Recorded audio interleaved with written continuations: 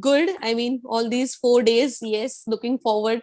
I really wish that it shouldn't end. It should be constant because this is the very constant process as to be, to maintain that EQ to high level and, emotionally fit. It is the perseverance basically. But I really like basically because being in the medical background, I could, of course, relate it very well. And I really like the scientific basis of it basically. So being a gynecologist and fertility specialist, I know sometimes I used to feel ki I used to get drained out ki like how to help these people. I am trying my level best. I usually give one hour for my counseling sessions and everything, and IVF going through it is like a process, but where success rate is hardly 60-70%. We can't do beyond certain limits.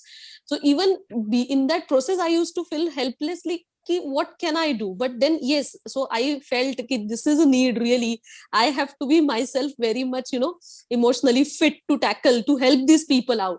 And of course, ultimately to help me.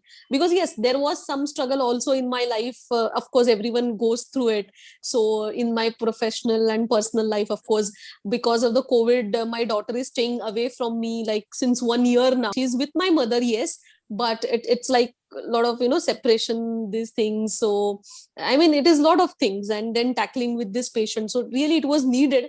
I really appreciate, Amisha. It was amazing, and it was based on truly scientific facts. So I would really recommend, and even I would recommend my patients also to go for it, basically. And doing these sort of things or something little more, I would like to join. Please let me know. I mean, I really want this constant process. I really liked it. Yes.